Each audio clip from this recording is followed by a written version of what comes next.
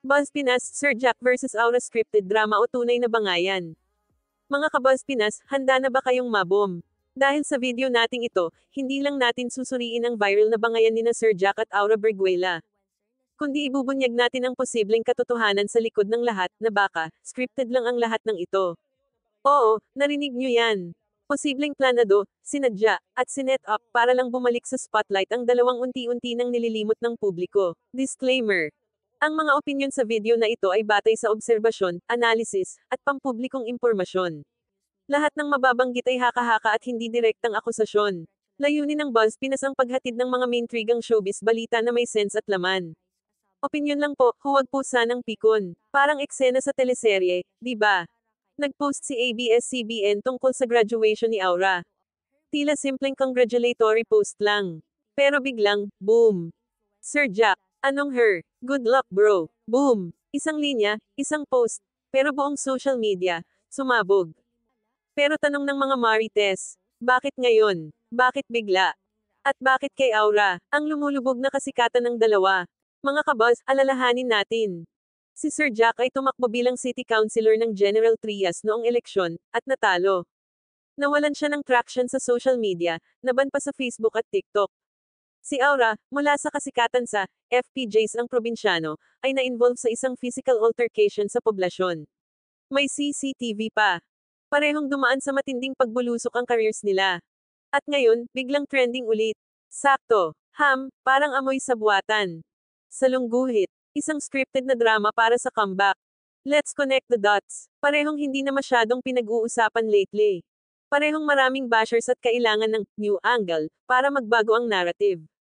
At higit sa lahat, parehong mahusay sa comedy at acting. Hindi ba't parang saktong formula ito para sa isang scripted away na maibabalik sila sa spotlight? Para silang gumawa ng sarili nilang teleserye sa social media. And guess what? Lahat tayo nanonood. Salungguhit. The tactic viral, katumbas followers, katumbas relevance, katumbas opportunities. In the world of content creation, controversy is currency. Isang away na magta-trending. Pwedeng magdala ng new followers, new engagement, possible endorsements, comeback opportunities. At sa sobrang bilis ng cycle ngayon, bad publicity is still publicity. Salungguhit. Mga palatandaan na posibleng planado lahat ito. Ayon sa ilang netizens na mas marites pa sa CCTV, napansin nila ang mga sumusunod. Laging may follow-up post si Sir Jack para magpaliwanag o magpasaring. Si Aura, very chill ang response, witty at calculated. Walang legal action o takot na nabanggit kahit may harassment angle.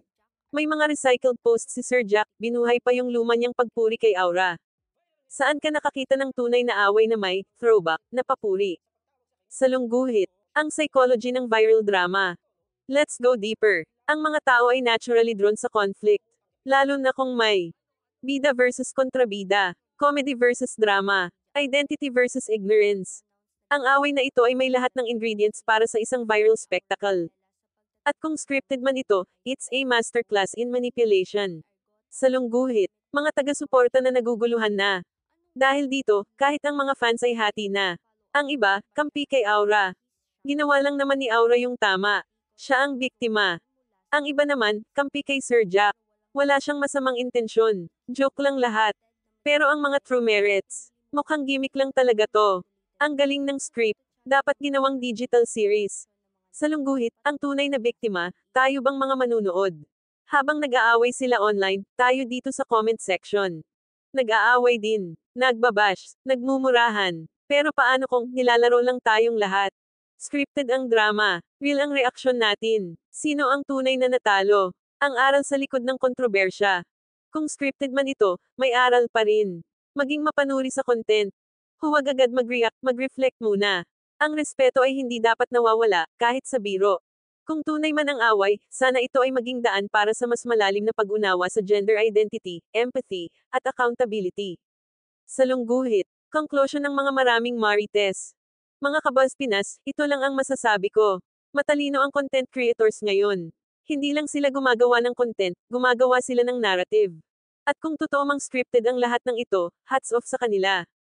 Kasi ang daming nahulog, ang daming nag-share, at ang daming nagalit, lahat para sa views. Pero kung hindi naman scripted, at totoong away ito, then sana, May natutunan tayong lahat tungkol sa respeto, identity, at responsibilidad. Salungguhit, ikaw, ano sa tingin mo? Scripted lang ba ang away na to? O totoong galit na may laman? Ay comment mo na ang sagot mo sa baba.